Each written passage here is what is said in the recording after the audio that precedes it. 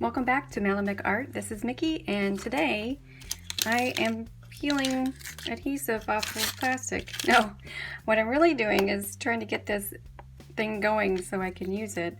And you will see in the next video, or the next portion of this video, what the heck this is. And I will also add on another video afterward to sort of compile everything I'm finding about this. And I thought I'd just let you know what's going on in this beforehand so you're not confused. Okay, well, here we are. Thanks for joining me. Hi, I just wanted to review this lockbox by Jack Richardson and Co. I've had this thing for 10 years or so, and I thought I'd just go ahead and show this to you because 10 years ago, I thought this was an amazing idea. It was brilliant, so I thought I'd show you what I got. I even bought refills for them, and you can see that they are a little bit better looking. This is more yellowed. What this does is keeps your paints in a container.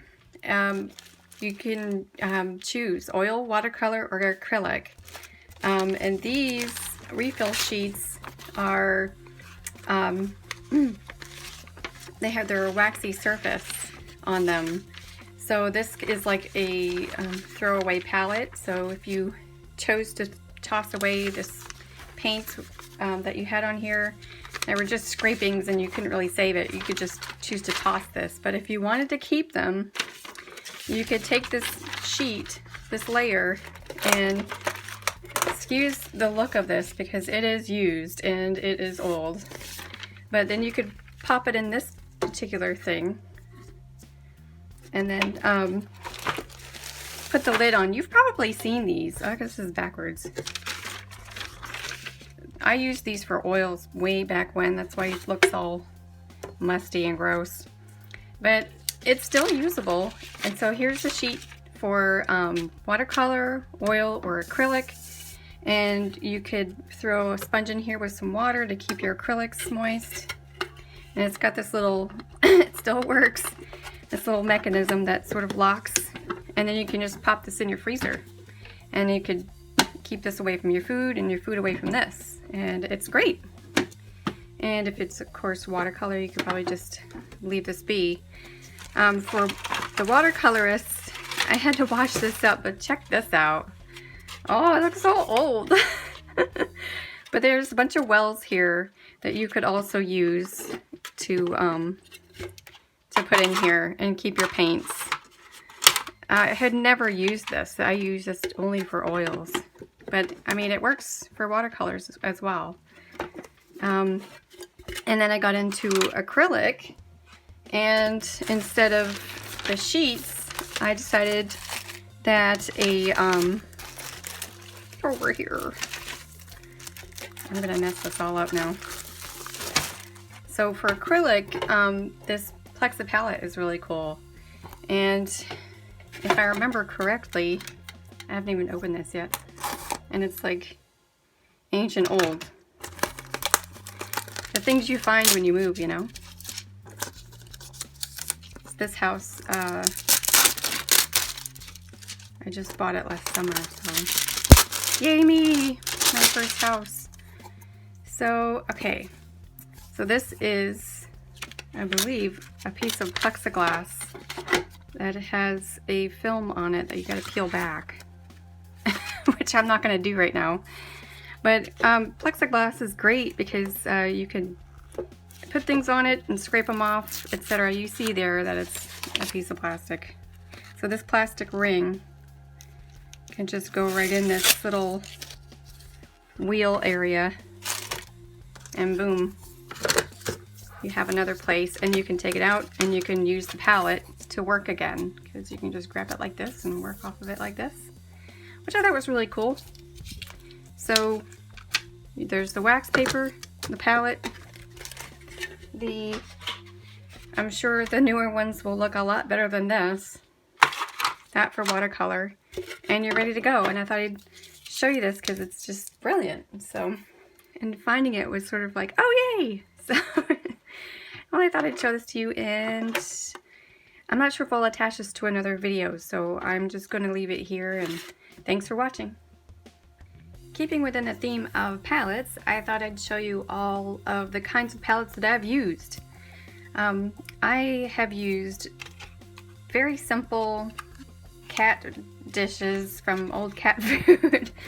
I've used cardboard. Now cardboard's good because you can put some tape on it, and as soon as the tape has been molded to this, you can work right on it. It would be non-porous, and you could literally just cover it with plastic and then you're all set. This is, you know, the kind of the poor man's version, but it works. And then I've used tins, and with tins you can do this in various ways. I've actually bought in the past white nail polish, and I've painted the whole thing. I actually poured it and just ran it around and let it dry. And that was a very poor man's palette that I've used.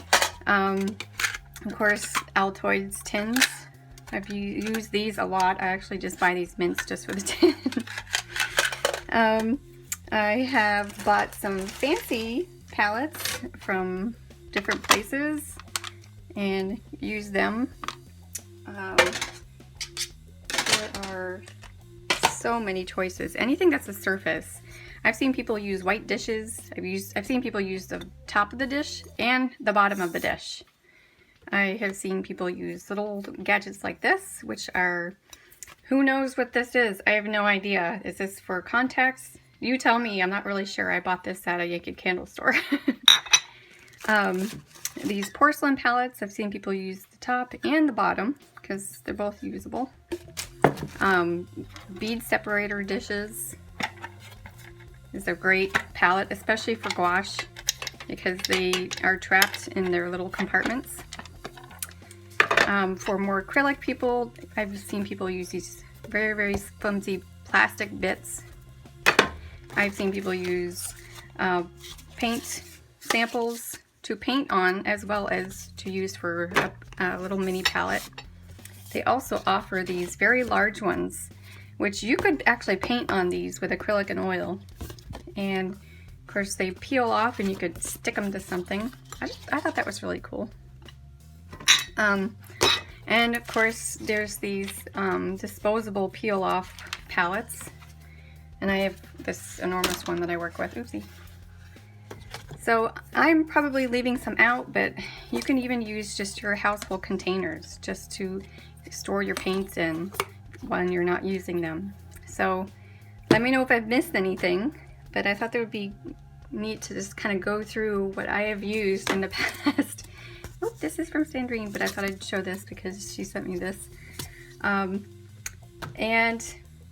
okay, that's about it for palettes. I even use these little, oops, these little teeny tiny, little tiny containers, and these I found at the dollar store, and they are so useful. I've used them for storing my son's little lost teeth in, to paint, to putting little mineral spirits in for on the go. So there's these little guys.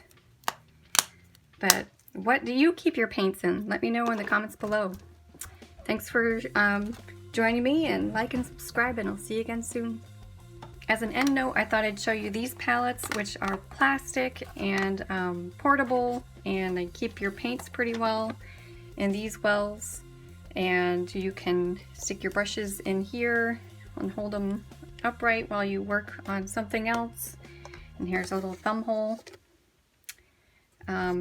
So these are pretty great. You can get these 2 to 3 in a set sometimes on Amazon.